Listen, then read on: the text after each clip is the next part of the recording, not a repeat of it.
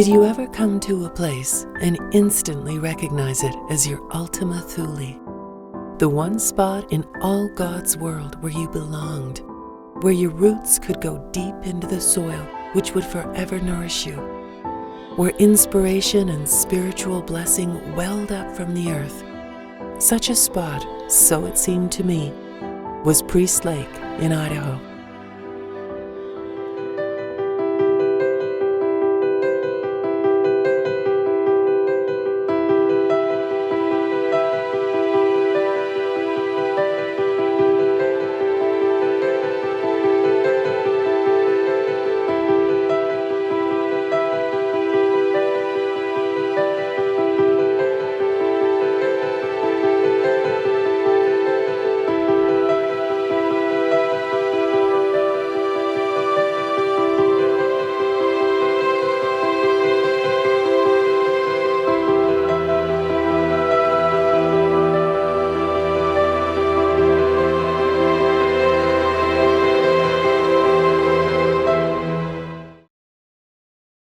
I think if there's anything that I would want people to know about Nell is that so many times strong, creative women are labeled as difficult, are labeled as crazy, are labeled as eccentric. And I think she falls under all those categories when people look her up, you know? And the truth of the matter is she was kind of an artistic genius. What she did was groundbreaking. There was no female outside directing, writing, starring in, out in the wilderness, not in a little set. There was no man controlling it. This was her thing. Silent era historians didn't deal with her because she was Canadian, and the Canadian historians didn't deal with her because she had made her career in the US. She was amongst a large group of women all over the world working in cinema at the same time she was. So the fact that they all find their way out of the cinema or are booted out of the cinema, why that happened, how that happened, and that's a very difficult question to answer. My predecessor, Tom Tresky's research into Nell Shipman's films and film culture in Idaho in general were really a pioneering study into that area. I know that Tom really enjoyed having an opportunity to discover the undiscovered and to bring things to light that deserved greater recognition. So I think he was just enchanted when he learned about Nell's incredible films and about her equally incredible story. I've located lost films. This is the only one, though, that stars on Maxwell.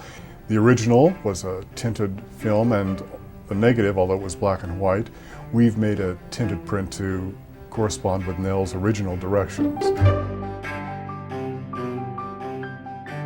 When Nell Shipman made something new, the women's suffrage movement was driving from town to town in their open vehicles, standing up in the back seat with their bullhorns and organizing women in the towns. And so the car and women's suffrage and women's equality were all intermingled. It's an embryonic historical moment for women in the 20th century. It really is, and it's encapsulated in this sweet little film.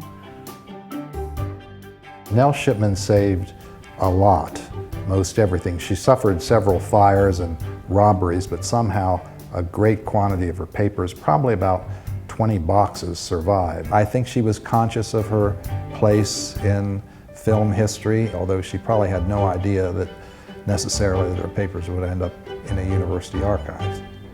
In much of the world, Idaho is not well known, or is maybe more marked by what people don't know about it than what they know about it.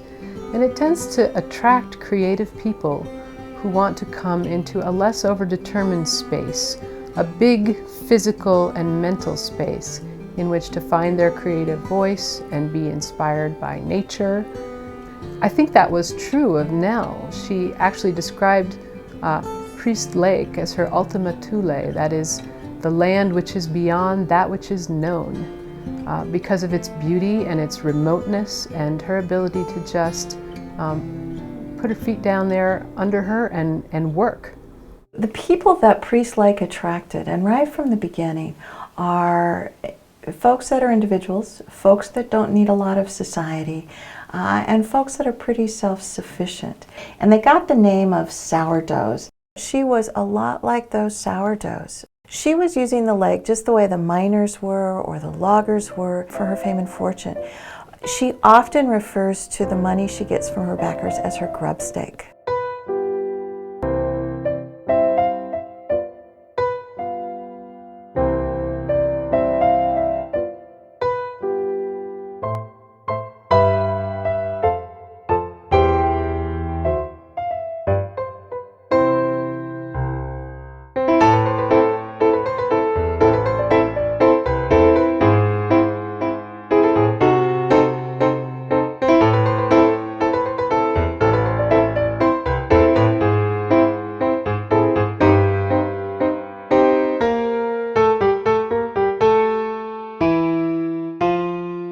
She was a survivor, and she was a survivor up here. I think she didn't understand how brutal Priest-like could be. She came up, she writes about the first day they came up, and the lake was beautiful, but even now, this lake kills people.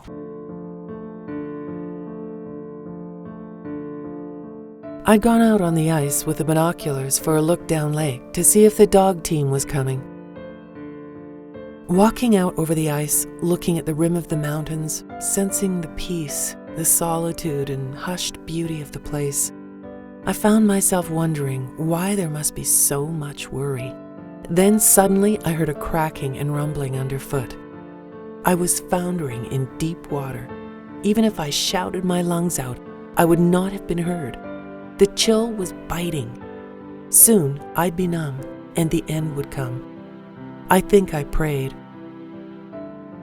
One chunk of ice held firm, and I took hold and pulled. It is remarkable to think about what a woman filmmaker encountered in trying to make films on her own outside the studio system. They really occupy a unique niche in film history and in the history of creative women in this country. From then till now, there has been so little change. Of the 250 top grossing films, about 9% have women's participation, serious creative roles. Beyond the fact of her sort of being emblematic of this whole generation of the film industry, there's a kind of heart in her that is, I think, very, very appealing, and in her films. And the fact that she makes the women and the animals so heroic. She was a feminist, which wasn't the word then. She was an environmentalist. There wasn't that word then.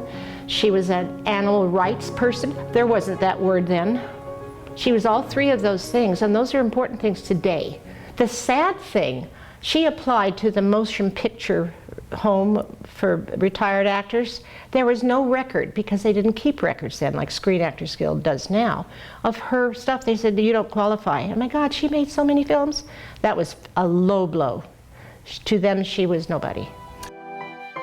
If I could say anything to Nell right now, I think I would tell her thank you. Because it wasn't that I was raised thinking these were shoes that were too big for me to fill. They were inspiring. They were like tracks for me to follow.